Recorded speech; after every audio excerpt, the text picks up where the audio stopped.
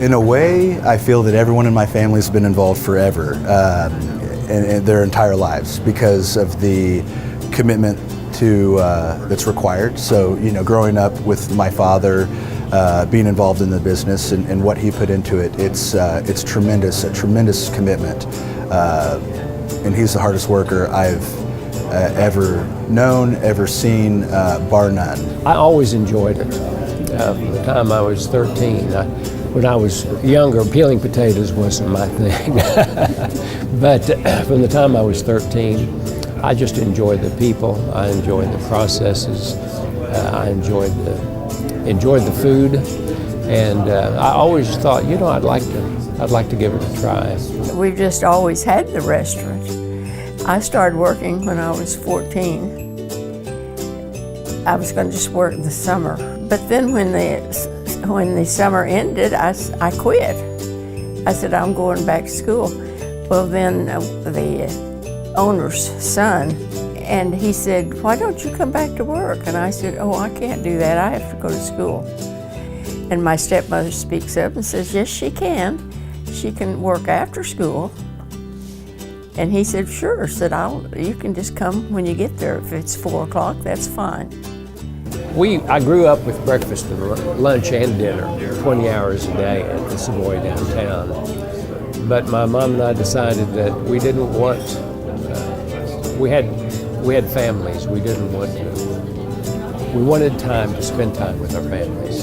And that's why we ended up closing on Sunday at the time. There was just my mom and me working with our employees. I'm passionate about our employees, and if we're able to provide a service to them that nourishes them and that they're willing to accept, and oftentimes we have tremendous customers that are huge fans of Savoy. If you see that in them and you hear the stories that people tell, sometimes over 3 or 4 generations of coming to this business, it's not hard to have a fire, you know, burn within you and to develop a passion for what it is you're doing, because you see other people that are passionate about it, and if you're not passionate, we're not going to keep these standards what they have been over time. So the passion's both a necessary thing, but it also comes rather easily, just due to the life that we've had as a restaurant family. Months going over our menu, trying to figure out how we can improve everything that we have on it. What can we do? We spent 2 months on a hamburger bun trying to get it to where we wanted it, and just to make it better, and the French fries, how to make them better. There's well over 100 items made from scratch. In order to do that consistently, there's a lot that we've had to invest in processes and people, and to achieve that. Certainly would be easier not to make things from scratch. The reason that we do is because we believe that the items that we make from scratch are better than what we can buy from someone else. So we take on that added burden to have control over the quality of the product that we ultimately serve our customers. We thought we were just about our 95th, 96th year, and then Evan found that, in fact, my grandfather had opened his first restaurant in 1918, according to some facts at the library. We have recently discovered that we're in our 100th year, which is an interesting story in and of itself. We had recently celebrated in 2015 what we thought to be our 90th anniversary, and had a customer come to us that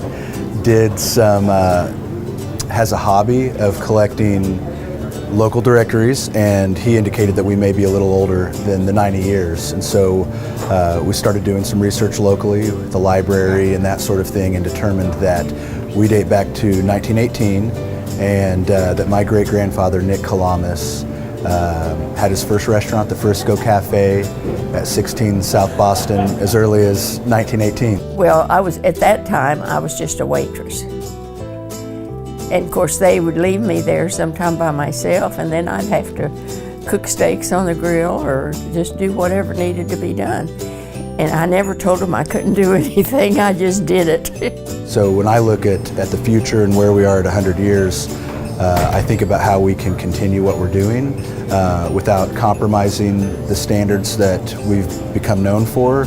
And I just think about being a good steward and trying to make Savoy a better place. And that's a hard thing to do, because I don't say that to criticize any of the individuals that have preceded me in this progression, but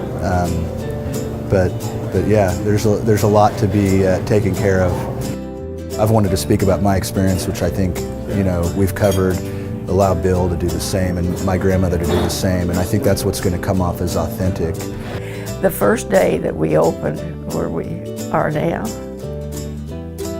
we didn't expect to be, you know, really busy because we'd been closed for a whole year. That first day, we closed up. Well, that lady told me, said, if you close, you'll lose all your business. I said, well, it was a pit down there. And so I said, well, we're going to close. That's okay. We'll worry about that. But so we did. We closed, and the whole family was down there working all week, day and night. We were on there early in the morning until late in the evening. I think we have the best customers in the world.